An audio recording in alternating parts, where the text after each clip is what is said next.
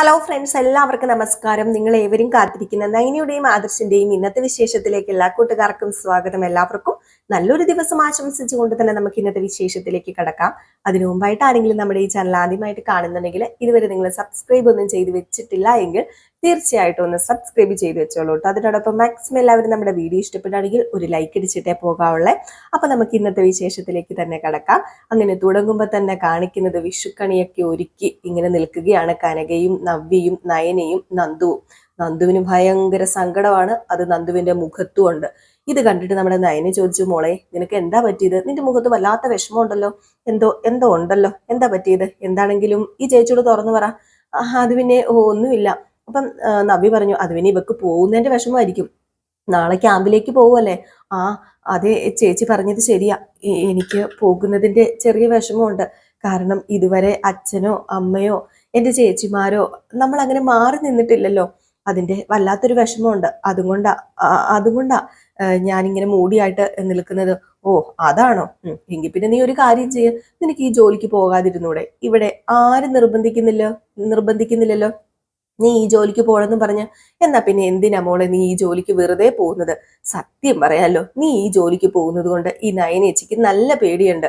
അപ്പൊ നവ്യ പറഞ്ഞു, മിണ്ടാതിരുന്ന നയനെ അവള് ഈ ജോലിക്ക് പോട്ടെ, അവൾ ഈ ജോലിക്ക് പോയി യൂണിഫോമിൽ വന്നിട്ട് വേണം എനിക്ക് കുറച്ചു പേരെ ഒന്ന് മേരിക്കാനായിട്ട്.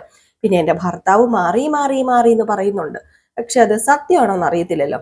അതുകൊണ്ട് അങ്ങനെ മാറാത്ത ഭർത്താവിനെ മെരുക്കാന് ഇതുപോലെ ഒരു അനീതി ഉള്ളത് നല്ലതാ. അതുകൊണ്ട് മോള് സങ്കടപ്പെടുവൊന്നും വേണ്ട. മോള് പോയിട്ട് ധൈര്യമായിട്ട് ഇങ്ങോട്ടേക്ക് വാ. പോലീസ് യൂണിഫോം ഇട്ട് ഞങ്ങളുടെ മുമ്പിൽ വന്ന് മോള് നിൽക്കണം. അതാ എന്റെ ആഗ്രഹം. എങ്കിൽ പിന്നെ മോള് ഈ ടയർഡായിട്ട് ഇവിടെ നിൽക്കുന്ന എന്തിനാ? പോയി കിടക്ക് എന്നൊക്കെ പറഞ്ഞ് നമ്മുടെ നവ്യ നന്ദുവിനെ ഇങ്ങനെ പറഞ്ഞ് കയറ്റി വിട്ടു കേട്ടോ. അപ്പൊ കനക പറഞ്ഞു, എന്റെ ഈശ്വര എനിക്ക് പേടിയാവുക. പെണ്ണിന്റെ മനസ്സുണ്ടല്ലോ, അങ്ങോട്ടും ഇങ്ങോട്ടും ഒക്കെ ചലിച്ച് നിൽക്കുക. എന്താകും ഏതാകും എന്നൊന്നും അറിയില്ല. അപ്പൊ നയന പറഞ്ഞു, അമ്മ എന്തിനാ വെറുതെ അവളെ കുറിച്ച് എപ്പോഴും ഓർത്ത് ടെൻഷൻ അടിക്കുന്നത്? അവൾക്ക് അവളുടെ കാര്യം നോക്കാനുള്ള പക്വതയും പ്രായവും ഒക്കെ ആയില്ലേ, അവൾ അവളുടെ കാര്യം നോക്കിക്കോളൂ എന്ന് പറഞ്ഞു. ഈ സമയത്താണെങ്കിലോ നമ്മുടെ അനിയെ കാണിക്കുന്നുണ്ട്. അനിയാണെങ്കിൽ അനിയുടെ കൂട്ടുകാരോട് പറയാ, എനിക്ക് എങ്ങനെയെങ്കിലും നന്ദുവിനെ കണ്ടേ പറ്റൂ, ഇല്ലെങ്കിലേ ഞാൻ എന്താ ചെയ്യാൻ പോകുന്നത് നിങ്ങൾ കണ്ടോ. എനിക്ക് നന്ദുവിനെ കാണണം. ഇനി അവളെ എത്ര ദിവസം കഴിഞ്ഞ് എനിക്ക് കാണാനായിട്ട് പറ്റുന്നത്? അതുകൊണ്ട് എനിക്ക് അവളെ കണ്ടില്ലെങ്കിൽ തലക്ക് ഭ്രാന്ത് പിടിക്കും. ഞാൻ മദ്യപിക്കാൻ പോവാ എന്നൊക്കെ പറയുമ്പോഴത്തേക്കും കൂട്ടുകാരന്മാർ പറഞ്ഞു, എടാ നീ സമാധാനപ്പെട് എന്നിങ്ങനെ പറഞ്ഞോട്ടെ. അപ്പൊ ഈ സമയത്ത് നമ്മുടെ നന്ദുവിന്റെ ഫോണിൽ ഒരു മെസ്സേജ് വരികയാണ്. വേറെ ആരും അല്ലാട്ടോ മെസ്സേജ് അയക്കുന്ന അനിയാണ്. ഇനി നീ വന്നില്ലെങ്കിൽ സത്യത്തിൽ നാളെ ഒരു മരണ വാർത്തയായിരിക്കും വിഷുവിന്റെ അന്ന് കേൾക്കാൻ പോകുന്നതെന്ന്. ഇത് കേട്ടതും വല്ലാത്ത പേടിയായി പോയി. ആർക്ക്? നന്ദുവിന്. നന്ദുവാണ് മനസ്സിൽ ചിന്തിക്കുക, എന്റെ ഈശ്വര ഇനിയിപ്പൊ ഞാൻ എന്ത് ചെയ്യും? നാളെ ഒരു മരണ വാർത്ത കേൾക്കാന്നൊക്കെ പറഞ്ഞാൽ അതും അനി പറഞ്ഞതുപോലെ ചെയ്യുന്ന കൂട്ടത്തിലുള്ളതാ. അയ്യോ എനിക്ക് പേടിയാവുകയാണല്ലോ, ഇതിപ്പം പോകാതിരുന്ന് കഴിഞ്ഞാലും പ്രശ്നമാവൂലോ എന്നൊക്കെ പറഞ്ഞു. അപ്പൊ ഈ സമയത്ത് നന്ദുവിന്റെ കൂട്ടുകാർ വിളിക്കുകയാണ്. അപ്പൊ നന്ദുവിന്റെ കൂട്ടുകാർ വിളിച്ചിട്ട് പറഞ്ഞു, എടി നീ എവിടെയാ? നീ ഇങ്ങോട്ടേക്ക് വാ. അത് പിന്നെ ഞാൻ എങ്ങനെയാ അങ്ങോട്ടേക്ക് വരുന്നത്? അതെ ഞങ്ങൾ വെളിയിലുണ്ട്, ഞങ്ങളിപ്പോ അകത്തേക്ക് കയറി വരട്ടെ? എങ്കിൽ പിന്നെ ഒരു കാര്യം ചെയ്യും, എനിക്ക് ഇവിടുന്ന് അങ്ങനെ വരാനൊന്നും പറ്റില്ല. പെട്ടെന്ന് നിങ്ങൾ അകത്തേക്ക് കയറി വന്നിട്ട് ഇവരോടൊന്ന് പെർമിഷൻ ചോദിക്കുക, അത് കഴിഞ്ഞാൽ പിന്നെ കുഴപ്പമില്ലല്ലോ, അല്ലാതെ എന്നെ ഇവിടെ നിന്ന് വിടുമെന്ന് തോന്നുന്നില്ലടാന്ന് പറഞ്ഞു. അങ്ങനെ അവന്മാര് രണ്ടുപേരും കൂടെ കയറി വരികയാണ്. അപ്പൊ ഇവന്മാര് വന്നതും നമ്മുടെ കനകയ്ക്കും അതുപോലെ നവ്യയ്ക്കും നയനയ്ക്കൊക്കെ മനസ്സിലായി നന്ദൂരെ കൂട്ടാൻ വേണ്ടി തന്നെ വരുന്നതാണ്. അങ്ങനെ ഇവന്മാർ അകത്തേക്ക് കയറി വന്നിട്ട്, അത് പിന്നെ ഞങ്ങൾ ഇങ്ങോട്ടേക്ക് വന്നത് വേറെ ഒന്നുമല്ല, ഞങ്ങളൊരു പാർട്ടി അറേഞ്ച് ചെയ്തിരുന്നു. ഇന്നിനിയിപ്പം അവസാനത്തെ നന്ദു പോകുന്ന ആ ഒരു അവസാനത്തെ ഡിന്നറൊക്കെ ആണല്ലോ. അപ്പൊ നാളെ അവള് പോകുമല്ലോ. അപ്പൊ അതുകൊണ്ട് ഞങ്ങളുടെ കൂടെ ഒരുമിച്ചിരുന്ന് ഡിന്നർ കഴിക്കാന്ന് നന്ദു ഞങ്ങൾക്ക് വാക്ക് തന്ന പ്രകാരം ഞങ്ങൾ കുറച്ച് അറേഞ്ച്മെന്റ്സ് ഒക്കെ ചെയ്തിട്ടുണ്ട്. അതുകൊണ്ട് പ്ലീസ് നന്ദുവിന് ഞങ്ങളുടെ കൂടെ ഇന്ന് ഡിന്നർ കഴിക്കാൻ വരണം. ഡിന്നർ കഴിച്ചിട്ട് ഉടനെ തന്നെ തിരിച്ചു വിട്ടോളാം. അപ്പോഴത്തേക്കും കനക പറഞ്ഞു, അതൊന്നും പറ്റത്തില്ല. അപ്പൊ നിങ്ങൾക്ക് വേറെ പണിയില്ലേ ചെറുക്കന്മാരെ, നിങ്ങൾ വീട്ടിൽ പോകാൻ നോക്ക്. പാതിരാത്രിക്ക് നിങ്ങൾക്കെന്നെ ഭ്രാന്തോ? അത് പിന്നെ ഭ്രാന്തായിട്ടൊന്നും അല്ല അമ്മയോ, ഞങ്ങൾ പറയുന്നൊന്ന് കേക്ക്, അവളെ ഒന്ന് പറഞ്ഞു വിട്, ഞങ്ങള് ഒരു ചെറിയൊരു പാർട്ടി അറേഞ്ച് ചെയ്തതല്ലേ. അപ്പോഴത്തേക്കും നയനയും പറഞ്ഞു, അമ്മ പോട്ടെ അമ്മ, അവര് ഒരു പാർട്ടി അറേഞ്ച് ചെയ്തതല്ലേ, എന്നിട്ട് അവള് പോയില്ലെങ്കിൽ ഒന്ന് ഓർത്ത് നോക്കിക്കേ, അതുകൊണ്ട് അവള് പോക്കോട്ടെ. നവ്യയും പറഞ്ഞു, എങ്കിൽ പിന്നെ നന്ദു നീ പോയിട്ട് പെട്ടെന്ന് വാ നന്ദു എന്ന് പറഞ്ഞ് ഏതായാലും നവ്യയുടെയും നയനയുടെയും നിർദ്ദേശപ്രകാരം നമ്മുടെ നന്ദുവിനെ ഇവരുടെ കൂടെ പറഞ്ഞു വിടുകയാണ് കേട്ടോ. എന്നാലും ഈ സമയത്ത് കനകദുർഗ പറയുന്നുണ്ട്, മക്കളെ എനിക്ക് പേടിയാവുക, അവളിത് എങ്ങോട്ടാ പോയെന്ന് അറിയില്ലല്ലോ, ഇനി ആ അനി വല്ലതും കാത്തു നിപ്പുണ്ടോ അവിടെ എവിടെയെങ്കിലും? വല്ലാത്ത പേടിയാ. ഇതിപ്പോ എന്താ ഇങ്ങനെ? മനുഷ്യനൊരു സമാധാനവും കിട്ടുന്നില്ലല്ലോ. ഒന്ന് തീരുമ്പോ ഓരോന്ന് വന്ന് ചാടുക. അപ്പൊ നമ്മുടെ നയന പറഞ്ഞു, എങ്കിൽ പിന്നെ ഞാൻ ആദർശേനെ ഒന്ന് വിളിച്ചു നോക്കട്ടെ, അനി വീട്ടിലുണ്ടോ ഇല്ലോ എന്ന് അറിയാലോ. അങ്ങനെ നമ്മുടെ ആദർശിനെ ഫോൺ എടുത്ത് വിളിക്കണം. അപ്പൊ ആദർശ് നയനെ വിളിച്ചത് ഇങ്ങനെ വിളിക്കാൻ നോക്കിയിരുന്ന പോലെയാണ്. ആദർശ് ചോദിച്ചാ, ഇതാരും നയനെ, നീ അഡ്വാൻസ് ഹാപ്പി വിഷു പറയാൻ വിളിച്ചതാണോ? ഇനി അഡ്വാൻസ് ഒന്നും പറയണ്ട കേട്ടോ, സമയം ഇത്ര ആയില്ലേ, ഒരു ഹാപ്പി വിഷു പറഞ്ഞോ. ഞാൻ ഇപ്പൊ ഹാപ്പി വിഷു പറയാനൊന്നും വിളിച്ചല്ല, അതിന് ഇനി സമയം ഉണ്ടല്ലോ ആദർശേട്ടാ, അത് ഞാൻ വിളിച്ചു പറഞ്ഞോളാം. അല്ല, അനി എവിടെയുണ്ടോ? ഇല്ലല്ലോ, അനി ഇവിടെ ഇല്ലല്ലോ, അനി പുറത്തു പോയിട്ട് ഇതുവരെ വന്നില്ല. ആണല്ലേ, അതെന്താ നീ അനീനെ തിരക്കിയത്? അത് പിന്നെ വേറൊന്നും അല്ല, നന്ദു ഇവിടെ ഒരു ചെറിയ പാർട്ടി ഉണ്ടെന്നൊക്കെ പറഞ്ഞു പോയിട്ടുണ്ടായിരുന്നു. ഇനിയിപ്പൊ അനിയെ കാണാനാന്ന് അറിയില്ലല്ലോ, രണ്ടുപേരും ഒത്തൊരുമിച്ച് ഇവിടെ നിന്ന് ഇറങ്ങിയതാണോന്ന് അറിയില്ലല്ലോ എന്ന് പറഞ്ഞപ്പോ, ആണോ, ശരിയാ, അതൊന്നും പറയാൻ പറ്റത്തില്ല നയന, ചിലപ്പോ അവർ രണ്ടുപേരും കൂടെ ഒത്തൊരുമിച്ച് എല്ലാം പ്ലാൻ ചെയ്തിട്ട് ഇറങ്ങിയതായിരിക്കും. എന്ത് ചെയ്യാനാ, അവര് രണ്ട് വ്യക്തികള്, പ്രായപൂർത്തിയായ മനുഷ്യര്, അവരെ തടയാൻ വേറെ ആർക്കും പറ്റില്ലല്ലോ. പിന്നെ ഇവിടുത്തെ അനാമികയുടെ കാര്യം അറിയാലോ, അവക്ക് അനിയുടെ കാര്യത്തിൽ യാതൊരു ശ്രദ്ധയുമില്ല. ഏതായാലും നടക്കേണ്ട കല്യാണം അല്ല നടന്നത്. അന്ന് അന്ന് അങ്ങനെയൊക്കെ സംഭവിച്ചുകൊണ്ട് ഇന്ന് ഇങ്ങനെയൊക്കെ സംഭവിക്കുന്നു. നമുക്ക് ഇതിന് തടകെട്ടാനൊന്നും പറ്റത്തില്ലല്ലോ, പറയുന്നതിനൊരു പരിധിയില്ലേ എന്ന് ആദർശ് ഇങ്ങനെ പറഞ്ഞിട്ടെങ്കിൽ പിന്നെ ഫോൺ വെക്ക്. ഇനിയിപ്പം അവന് ഇപ്പോഴൊന്നും വന്നില്ലെങ്കിൽ ഉറപ്പായിട്ടും നമുക്ക് കൺഫേം ചെയ്യാം അവർ രണ്ടുപേരും ഒരുമിച്ച് ഒരു സ്ഥലത്താണെന്ന്. അങ്ങനെ അവര് ഫോൺ വെക്കാണ് കേട്ടോ. അപ്പൊ നയനിക്കും വല്ലാത്തൊരു ടെൻഷനുണ്ട് കേട്ടോ, ചെറിയൊരു ടെൻഷനുണ്ട്. പിന്നെ നന്ദു ആയതുകൊണ്ട് വലിയ പേടിയില്ല, കാരണം രാത്രി ഒരു പെൺകുട്ടി ഇറങ്ങി പോകുക എന്ന് പറയുമ്പം സാധാരണ എല്ലാ വീട്ടുകാരും പേടിക്കേണ്ടതാണ്. നന്ദു ആയതുകൊണ്ട് പേടിയില്ല, കാരണം നന്ദു ഇനി പോലീസ് ഓഫീസർ ആകാൻ പോകുന്നതാണ്. അപ്പൊ ഏത് പാതിരാത്രിക്ക് വേണമെങ്കിലും ഇറങ്ങി പോകേണ്ട ഒരു അവസ്ഥ വരും. അപ്പൊ അതുകൊണ്ട് സാരയില്ല എന്ന് പറഞ്ഞ് നയനെ പോട്ടെ എന്ന് പറഞ്ഞ് നയനെയും കിടക്കുകയാണ് കേട്ടോ. ഈ സമയം പിന്നെ കാണിക്കുന്ന സീൻ എന്ന് പറഞ്ഞു കഴിഞ്ഞിട്ടുണ്ടെങ്കിൽ നമ്മുടെ അനിയാണ്. അനി വല്ലാത്തൊരവസ്ഥയിൽ ഇങ്ങനെ നിന്നപ്പോഴത്തേക്ക് നമ്മുടെ നന്ദു അങ്ങോട്ടേക്ക് ചെല്ല. എന്തോ മരുഭൂമിയിൽ മഴ പെയ്തൊരു ഫീലാണ് നമ്മുടെ നന്ദുവിനെ അനി കണ്ടു കഴിഞ്ഞപ്പോഴത്തേക്കും. അനീന്നും അല്ല, നന്ദു എന്ന് പറഞ്ഞുകൊണ്ട് അനി അങ്ങ് ചെല്ലുകയാണ് കേട്ടോ. അപ്പോഴത്തേക്കും ചോദിക്കുന്നുണ്ട്, നന്ദു എന്താടാ നീ കാണിക്കുന്നത്, നീ എന്തിനു ഇങ്ങനെയൊക്കെ എനിക്ക് മെസ്സേജ് അയക്കുന്നത്? നിന്നോട് പറഞ്ഞില്ലേ, പലരും വാണിംഗ് ചെയ്തിട്ടുണ്ട്, എനിക്ക് നിന്നെ കാണരുത്, മിണ്ടരുത്, സംസാരിക്കരുത് എന്നൊക്കെ പലരും പറഞ്ഞിട്ടുണ്ട്. എന്നിട്ട് ഞാൻ നിന്നെ കാണുന്നത് ഉള്ളിൻ്റെ ഉള്ളിൽ എവിടെയോ നിന്നോടുള്ള ഒരു ചെറിയ സ്നേഹം കൊണ്ടാണ്. അതുമാത്രമല്ല, നമ്മുടെ കുടുംബങ്ങൾ തമ്മിൽ തകരാതെ ഇരിക്കണമെങ്കിൽ നമ്മൾ കാണാതൊക്കെ ഇരുന്നേ പറ്റൂ. അപ്പോഴത്തേക്കും അനി പറയുന്നുണ്ട്, അങ്ങനെയൊന്നും പറയരുത് നന്ദു, എനിക്കിതിന് പറ്റുന്നില്ല, നിന്നെ കാണാതിരിക്കാൻ എനിക്ക് കഴിയുന്നില്ല. ഇപ്പൊ എന്റെ മനസ്സിലെ ഏക ആശ്വാസം എന്ന് പറയുന്നത് നീ മാത്രമാണ്. ഈ സമയത്ത് നമ്മുടെ നന്ദു പറയാണ്, ഏതായാലും ഞാൻ തിരിച്ചു പോവുകയാണ്, എനിക്കിവിടെ നിൽക്കാൻ പറ്റില്ലടാ, കാരണം അറിയാലോ ഞാൻ എത്രയും പെട്ടെന്ന് ചെല്ലാമെന്നൊക്കെ പറഞ്ഞിട്ടാ വന്നത്, അതുകൊണ്ട് ഏതായാലും ഞാൻ തിരിച്ചു പോകും. അത് മാത്രമല്ല, എനിക്ക് നിന്നോടൊരു കാര്യം പറയാനുണ്ട്. നമ്മുടെ ഈ ബന്ധം അങ്ങനെ മുന്നോട്ടേക്ക് പോയി ശരിയാവില്ല, അത് പലരിലും പല പ്രശ്നങ്ങളും വിള്ളലുകളും ഒക്കെ ഉണ്ടാക്കും. ഞാൻ ആദ്യം പറഞ്ഞതുപോലെ തന്നെ കുടുംബങ്ങളിൽ തമ്മിൽ തെറ്റും. എന്റെ രണ്ട് ചേച്ചിമാർക്കും ഇപ്പൊ സമാധാനമുള്ളൊരു ജീവിതമൊക്കെ കിട്ടിക്കൊണ്ടിരിക്കുന്നത്, അത് ഞാനായിട്ട് അത് തകർക്കാൻ പാടില്ലടാ.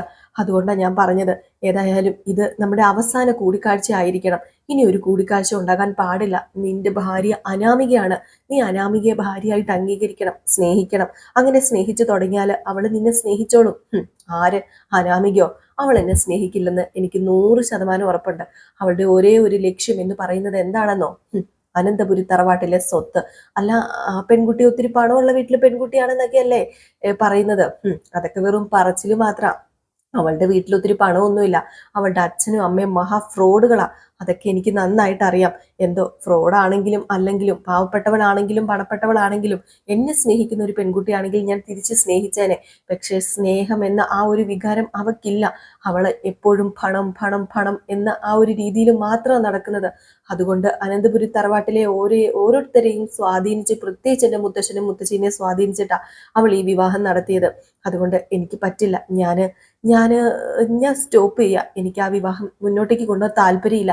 ഏതായാലും നീ ഇപ്പൊ ഇവിടുന്ന് പോകാൻ ഞാൻ സമ്മതിക്കില്ലെന്നും പറഞ്ഞ് നേരെ അങ്ങ് ചെന്ന് ഡോർ അങ്ങ് അടയ്ക്കുകയാണ് കേട്ടോ. നമ്മുടെ നന്ദു ഒന്ന് ഞെട്ടിപ്പോയി. അനി ഇനിയിപ്പൊ എന്തിനുള്ള പുറപ്പാടാണെന്ന് അറിയില്ലല്ലോ. അനി പറഞ്ഞു, പേടിക്കൊന്നും വേണ്ട കേട്ടോ, ഞാൻ ഡോർ അടച്ചത് വേറെ ഒന്നും കൊണ്ടുമല്ല, നീ ഇവിടുന്ന് പോകാതിരിക്കാൻ വേണ്ടിയാ. പിന്നെ നിന്നെപ്പോലുള്ളൊരു പെണ്ണിനെ ആക്രമിക്കാനൊന്നും എനിക്ക് പറ്റില്ല, കാരണം നിനക്ക് ആണുങ്ങളുടെ ശക്തി ഉണ്ടെന്ന് എനിക്കറിയാലോ. പിന്നെ ഞാൻ ഈ ഡോർ അടച്ചത് നിന്നോട് എനിക്ക് കുറച്ച് സംസാരിക്കണം, അതുപോലെ എൻ്റെ മനസ്സ് തുറക്കണം, അതിനു വേണ്ടി മാത്രമാ. അല്ലാതെ വേറൊരു തരത്തിലും നീ ഇതിനെ കാണരുതെന്ന് പറഞ്ഞപ്പോൾ, അശ്ശേ അനി, അങ്ങനെയൊന്നും ഞാൻ ഇതുവരെ കണ്ടിട്ടില്ല. പിന്നെ ഞാൻ നിന്നോട് ആവർത്തിച്ച് പറയുന്നത് ഒരു കാര്യം മാത്രം, നിന്റെ വല്യമ്മയും അതുപോലെ ആദർശേട്ടനും നയനേച്ചിയും എല്ലാവരും എന്നെ മാറി മാറി ഉപദേശിക്കുന്നത് ഒരേ ഒരു കാര്യം മാത്രം. ഇതുവരെ ഞാൻ ഒരു ഉപദേശവും അങ്ങനെ കേട്ടിട്ടില്ല. നീയുമായിട്ടുള്ള ബന്ധം അത് തുടർന്നു പോകാൻ പാടില്ല, അത് സ്റ്റോപ്പ് ചെയ്യണമെന്ന്. അത് അത് ഞാൻ എതിർത്ത് ഇനി നീയുമായിട്ടുള്ളൊരു ബന്ധം തുടർന്നു കഴിഞ്ഞാൽ ഞാൻ അവരോട് കാണിക്കുന്ന നീതികേടാവില്ലേ അത്? ഞാൻ അവരോട് കാണിക്കുന്ന വിശ്വാസവഞ്ചനയാവില്ലേ അത്? ഞാൻ അവർക്ക് വാക്ക് കൊടുത്തതാ, നിന്നെ കാണില്ല, മിണ്ടില്ല, സംസാരിക്കില്ല, ഇനി നമ്മൾ തമ്മിൽ യാതൊരു ബന്ധവും ഉണ്ടാവില്ലെന്ന്. പക്ഷെ വീണ്ടും നിന്നെ കാണേണ്ടി വരിക എനിക്ക്. അത് മാത്രല്ല, എനിക്ക് നിന്നെ കാണാതിരിക്കാനൊന്നും പറ്റുന്നില്ലടാ. പക്ഷെ ഞാൻ പരമാവധി ശ്രമിക്കുന്നുണ്ട്. അതുപോലെ നിനക്കും ഒന്ന് ശ്രമിച്ചൂടെ? പിന്നെ ഞാൻ പോലീസ് ക്യാമ്പിൽ പോയി കഴിഞ്ഞാൽ ആ കാര്യങ്ങളൊക്കെ ആയിട്ട് മുന്നോട്ടേക്ക് ഞാനങ്ങ് പോകും. പിന്നെ പതിയെ പതിയെ ഞാനിതങ്ങ് മറക്കും. ഓഹോ, അപ്പം താനെന്നെ മറക്കുന്നാണോ പറഞ്ഞു വരുന്നത്? നന്ദുവിന് അങ്ങനെ എന്നെ മറക്കാനായിട്ട് പറ്റുമോ? നന്ദുവിന്റെ ജീവിതത്തിൽ അങ്ങനെ ഒരു സ്നേഹബന്ധങ്ങളും ഉണ്ടായിട്ടില്ലെന്ന് എന്നോട് പറഞ്ഞിട്ടുണ്ട്. ഒരു ബന്ധം ഉണ്ടായത് അത് ഞാനുമായിട്ടാണ്. അങ്ങനെ ആ ബന്ധം അത്ര പെട്ടെന്ന് അങ്ങ് പൊട്ടിച്ചെറിയാൻ പറ്റുമോ? ഞാൻ പറഞ്ഞില്ലേ, അനാമിക അവളൊരു വിഷവിത്താണ്. അവൾ ആ വിഷം കൊണ്ടുവന്ന് എല്ലാവരിലും നിറച്ചു വെക്കുക, അനന്തപുരി തറവാട്ടിലെ എല്ലാവരിലും. അത് തന്നെയാ എനിക്ക് പറയാനുള്ളത്. ദേ, അനാമികേനെ ആ വീട്ടിലെ എല്ലാവർക്കും ഇഷ്ടമാണ്. അത് നീ മനസ്സിലാക്കണം. അത് നീ മനസ്സിലാക്കി നീയും അനാമികേനെ ഇഷ്ടപ്പെടണം. മുത്തശ്ശനും മുത്തശ്ശിക്കും അതുപോലെ ആദർശേട്ടന്റെ അമ്മയ്ക്കും ആദർശേട്ടനും എല്ലാവർക്കും താല്പര്യം നിങ്ങൾ തമ്മിൽ ഒന്നിക്കുന്നതിനാ. പിന്നെ അതിന്റെ ഇടയിൽ ഇടങ്കോലിട്ട് വന്ന് വീണ്ടും പ്രശ്നം ഉണ്ടാക്കി എല്ലാവരുടെയും ശത്രുത നേടിയെടുക്കാൻ എന്നെ കൊണ്ട് കഴിയില്ല. എന്നെ കൊണ്ട് അതിനൊന്നും പറ്റില്ല. അതുകൊണ്ടാണ് ഞാൻ പറഞ്ഞത്, ദേവി നമുക്ക് ഈ ബന്ധം വേണ്ട. നന്ദു നിർത്ത്, ഇനി ഇതിനെക്കുറിച്ച് സംസാരിക്കരുത്. ഞാൻ പറഞ്ഞല്ലോ, എല്ലാവരുടെയും ഇഷ്ടമല്ല നോക്കേണ്ടത്, നമ്മുടെ ജീവിതമാണ്, നമ്മുടെ ഇഷ്ടമാണ് നമ്മൾ നോക്കേണ്ടത്. അത് മാത്രമല്ല, ഞാൻ പുരോഹിതനെ പോയി കണ്ടിരുന്നു. ആ പുരോഹിതൻ എന്നോട് എന്താ പറഞ്ഞതെന്ന് നിനക്കറിയാമോ? നമ്മൾ രണ്ടും ഒന്നിക്കേണ്ടവരാണെന്ന്. ഞാനും അനാമികയും ഒരിക്കലും ഒന്നിക്കാനും പാടില്ലെന്ന്. അതുകൊണ്ട് പുരോഹിതൻ കുറച്ച് പരിഹാര മാർഗങ്ങളും ഒക്കെ എനിക്ക് പറഞ്ഞു തന്നിട്ടുണ്ട്. അപ്പൊ നീ പുരോഹിതനോട് എല്ലാ കാര്യങ്ങളും തുറന്നു പറഞ്ഞു? ശു, എന്ത് പൊട്ടത്തിനുമാണ് നീ കാണിച്ചത്? ഈ പുരോഹിതനെ നിന്റെ മുത്തശ്ശനും മുത്തശ്ശിക്കും അവിടെയുള്ള എല്ലാവർക്കും അറിയാവുന്നതല്ലേ, കാര്യങ്ങളൊക്കെ പറയുന്നതല്ലേ. അങ്ങനെ പുരോഹിതൻ ഒന്നും തുറന്നു പറയത്തൊന്നുമില്ല. അവരുടെ ഭക്തജനങ്ങൾ ചെല്ലുമ്പോൾ, ദേവിയുടെ മുമ്പിൽ പ്രാർത്ഥിക്കുമ്പോൾ, വിശ്വസിച്ച് പുരോഹിതനോട് എന്തെങ്കിലും പറയുമ്പോൾ അതൊന്നും തുറന്ന് പറയില്ല. അതെനിക്ക് ഉറപ്പുള്ള കാര്യങ്ങൾ തന്നെയാ. പിന്നെ പുരോഹിതനും നമ്മൾ രണ്ടും ഒന്നിക്കുന്നതിന് തന്നെയാ താല്പര്യം. പുരോഹിതൻ എന്നോട് പറഞ്ഞു, ഇതിനു വേണ്ടി എന്തൊക്കെയോ പരിഹാര ക്രിയകളുണ്ട്, അതൊക്കെ ചെയ്യാമെന്ന്. അതൊക്കെ ചെയ്യാനാ ഞാൻ തീരുമാനിച്ചിരിക്കുന്നത്. അതൊക്കെ ചെയ്യണം, എന്നിട്ട് നമുക്ക് രണ്ടുപേർക്കും ഒന്നിക്കണം. നിനക്ക് പറയുന്ന സിമ്പിളാ. എന്നെ ഏറ്റവും കൂടുതൽ സ്നേഹിക്കുന്ന നയനേച്ചി പോലും എന്നെ വെറുക്കും. ഞാനും നീയുമായിട്ട് ഒന്നിച്ചു കഴിഞ്ഞാൽ അത് നിനക്കറിയാമോ? അതൊന്നും എനിക്ക് പറയേണ്ട കാര്യമില്ല. എനിക്ക് നന്ദു, നീ ഇല്ലാതെ പറ്റില്ല നന്ദു. ഞാൻ നിന്നെ അതുപോലെ ഇഷ്ടപ്പെടുന്നുണ്ട്. പിന്നെ നീ പറയുന്നത് പോലെ അങ്ങനെ എന്തെങ്കിലും സംഭവിച്ചു കഴിഞ്ഞിട്ടുണ്ടെങ്കിൽ, അനന്തപുരി തറവാട്ടിലെ ഒരു റൂമിലെ ഫാനിന്റെ തുമ്പിലായിരിക്കും പിന്നെ എന്റെ ജീവിതം എന്നിങ്ങനെ പറയാ. ഇത് കേട്ടത് നമ്മുടെ നന്ദുവിനെ തിരിച്ചൊന്നും പറയാൻ പറ്റത്തില്ലാത്തൊരവസ്ഥയാണ് കേട്ടോ. സത്യം പറഞ്ഞിട്ടുണ്ടെങ്കിൽ ഇപ്പൊ നന്ദുവിനെ ഭീഷണിപ്പെടുത്തിയാണ് നമ്മുടെ അനി ഇങ്ങനെ കൂടെ നിർത്തുന്നത്. ഏതായാലും പിന്നെ കാണിക്കുന്ന സീൻ എന്ന് പറഞ്ഞിട്ടുണ്ടെങ്കിൽ നമ്മുടെ വേണുവിനെയാണ്. വേണു ഇങ്ങനെ വീശിയൊക്കെ ഇരിക്കുകയാണ് കേട്ടോ, ഭയങ്കര ചൂട്. അപ്പൊ ഇങ്ങനെ വീശിയൊക്കെ ഇരിക്കുകയാണ്. അപ്പോഴത്തേക്ക് രേവതി അങ്ങോട്ടേക്ക് വന്നിട്ട്, മോളെ ഒന്ന് വിളിക്കുന്നില്ലേ, മോളെ കുറച്ച് കാര്യങ്ങളൊക്കെ പറഞ്ഞ് മനസ്സിലാക്കിപ്പിക്കും. മോളെ വിളിച്ചിട്ട് അവളോട് പറയണം മര്യാദയ്ക്ക് നിൽക്കാൻ. ഇപ്പം 2 ദിവസമെങ്കിലും മര്യാദയ്ക്ക് നിന്ന് കഴിഞ്ഞാൽ അവരെന്തെങ്കിലും കാര്യമായിട്ട് അവർക്ക് കൊടുക്കും, വിഷു കൈനീട്ടമായിട്ടെ. അതുകൊണ്ട് ഒന്ന് ഫോൺ വിളിക്കുക എന്നിങ്ങനെ പറയുന്നു. അപ്പോഴത്തേക്ക് നമ്മുടെ വേണു ഒന്ന് ഫോൺ വിളിക്കാന്ന് പറഞ്ഞ് ഫോൺ വിളിക്കുമ്പോഴത്തേക്ക് അനാമിക ഫോൺ എടുത്തിട്ട്, എന്താ അച്ഛാ ഇപ്പൊ ഇങ്ങോട്ടേക്ക് വിളിച്ചത്? അത് പിന്നെ മോളെ വേറൊന്നിനും അല്ല വിളിച്ചത്, അവിടുത്തെ വിഷുവിന്റെ കാര്യങ്ങളൊക്കെ എന്തായി? അതൊക്കെ ഇവിടെ തകൃതിയായിട്ട് നടക്കുന്നുണ്ട്. മോളെ നീ അങ്ങനെ മാറി നിൽക്കരുത്, ഇപ്പൊ നയനില്ലാത്ത സാഹചര്യമല്ലേ. അപ്പൊ മോള് അവിടെ എന്തെങ്കിലുമൊക്കെ പറഞ്ഞ് അവിടെ എല്ലാവരുടെയും മനസ്സിൽ ഇടം പിടിക്കണം. നീ തന്നെ വിഷുവിന്റെ എല്ലാ കാര്യങ്ങളും ചെയ്ത് കണിയൊക്കെ നീ ഒരുക്കണം. അത് പിന്നെ ഇവിടുത്തെ കണിയൊക്കെ നേരത്തെ തന്നെ ഒരുക്കി കഴിഞ്ഞു. എങ്കിൽ പിന്നെ മോൾ എല്ലാവരുടെയും മനസ്സിൽ പിടിച്ചു പറ്റണം. അറിയാലോ, നാളെ വിഷു കൈനീട്ടം കൈ നിറയെ കിട്ടാനുള്ളതാ. അതുകൊണ്ട് ഞാൻ പറയുന്ന പോലെയൊക്കെ മോള് ചെയ്യണം എന്ന് പറഞ്ഞപ്പോ, അച്ഛൻ പറയുന്ന പോലെയല്ലേ ഓരോന്ന് ചെയ്തുകൊണ്ടിരിക്കുന്നത്. എന്നിട്ട് ഇപ്പൊ എന്താ സംഭവിക്കുന്നതെന്ന് എനിക്ക് പോലും അറിയത്തില്ല. ഏതായാലും നാളെ ഇങ്ങോട്ടേക്ക് വരുമ്പം നിങ്ങൾ എന്താ മരുമകനായിട്ട് കൊണ്ടുവരാൻ പോകുന്നത്? ഒലക്കേട് മൂട് എന്നീ അച്ഛന് പറയണമെന്നുണ്ട്. പക്ഷെ അങ്ങനെ പറയാൻ പറ്റില്ലല്ലോ. അറിയാലോ മോളെ, ഒരു വണ്ടി കൊണ്ടുപോയി കൊടുത്തിട്ട് അതിപ്പോ വർക്ക്ഷോപ്പില, ഏത് നേരം പറഞ്ഞ് വർക്ക്ഷോപ്പിലാന്ന് പറഞ്ഞാൽ നടക്കുന്നത്. പക്ഷെ അത് അങ്ങനെ പറഞ്ഞു കഴിഞ്ഞാൽ ശരിയാവില്ല. അതിനെന്തെങ്കിലുമൊക്കെ പരിഹാരം ഉണ്ടാക്കണം. ഇനി മോക്ക് വേറെ എന്ത് കൊണ്ടുവരാനാ? മോളൊരു കാര്യം ചെയ്യാം, അവിടെ പറ, ആദ്യത്തെ വിഷുവിന് ഭാര്യ വീട്ടിൽ നിന്ന് എന്തെങ്കിലും മേടിച്ചു കഴിഞ്ഞാൽ വീട്ടുകാർക്ക് ദോഷമാണ്. അപ്പൊ പിന്നെ ഒന്നും കൊണ്ടുവരണ്ടല്ലോ. പിന്നെ ഇവിടെ ഉള്ളവര് പൊട്ടന്മാരും പൊട്ടുകളും അല്ലേ. അച്ഛൻ പറയുന്നതല്ല അതേപടി വെള്ളം എടുക്കാതെ വിശ്വസിക്കാനായിട്ട്.